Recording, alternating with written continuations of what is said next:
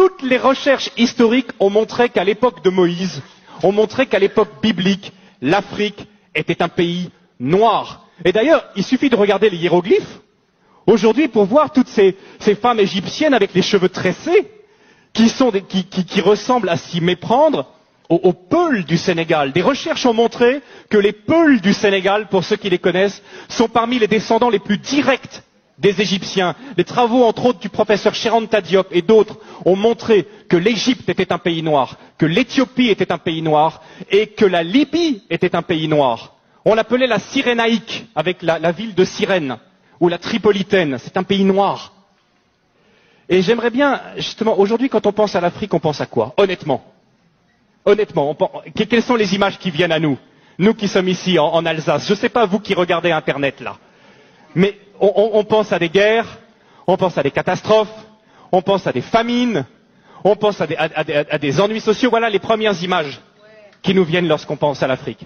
Est-ce que vous savez que pendant plus de 1000 ans, c'est l'Égypte qui a nourri tout le bassin méditerranéen par son blé? L'Égypte possède un cadeau de Dieu extraordinaire qui s'appelle le Nil, qui est probablement le fleuve le plus extraordinaire du monde, un fleuve qui vient du lac Victoria au Kenya, qui passe et qui coule dans un delta. Qui donne la possibilité de faire du jardinage de façon extraordinaire. Le Nil, c'est un cadeau de Dieu. Le Nil, c'est ce qui permet à l'Égypte d'avoir toujours été riche. Et quelque chose de très intéressant aussi, ce sont les Égyptiens qui ont inventé le jardinage. Les pastèques que nous mangeons en été, ce sont les Égyptiens qui l'ont cultivé les premiers. À l'époque, l'Égypte était la première puissance économique du monde. Aujourd'hui, l'Afrique est la dernière puissance économique en tant que continent. Mais il n'en a pas toujours été de même. Ce qui se passe aussi, c'est que l'Afrique était la première puissance militaire à l'époque. À l'époque, l'Afrique était une puissance militaire qui faisait trembler. À l'époque aussi, l'Afrique dominait le monde également par ses connaissances scientifiques. C'était de l'Afrique que venait toute la connaissance. Les Égyptiens ont été les premiers astronomes, ont été les premiers à jeter les bases de nos sciences modernes. Venait également de l'Afrique. C'était aussi une époque où l'Afrique accueillait les réfugiés. Aujourd'hui, on pense que l'Afrique, c'est le pays qui envoie plutôt des réfugiés. Mais à l'époque, l'Afrique accueillait les réfugiés. La grande différence entre l'Afrique et nous, c'est que l'Afrique et les Africains sont concentrés et se focalisent sur les personnes, alors que nous nous focalisons sur les choses. Et le retour, souvent, quand je reviens du Sénégal et que je reviens en Europe, et ma femme a le même sentiment que moi, c'est le matérialisme qu'on retrouve ici, l'attachement passionné aux objets, aux choses. C'est quelque chose qui finit par nous blesser. Et je sais que c'est quelque chose pour tous les visiteurs africains et pour tous ceux qui sont ici qui les blessent.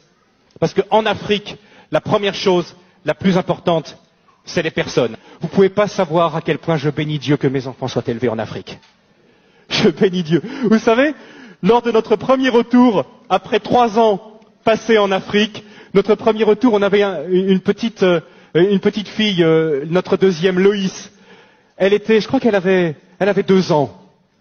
Et quand elle venait ici en Alsace, elle passait son temps comme ça, à lever les mains. Quand elle voyait les gens, elle levait les 2 bras comme ça. Parce qu'elle savait qu'en Afrique, elle avait expérimenté que quand un enfant tend ses bras, qu'est-ce qui se passe? N'importe qui soit de la famille ou pas, va prendre l'enfant dans les bras, dire une parole gentille, le consoler. Et elle était là en Europe, elle tendait ses bras comme ça, mais c'est pas la même chose ici. C'est pas la même chose. Grandir en Afrique, c'est grandir dans le continent le plus humain, le plus chaleureux et pour moi le plus merveilleux qui se puisse être. Je remercie. Encore une fois ce matin, je profite de ce passage, je dis merci à l'Afrique. L'Afrique est le continent le plus humain du monde.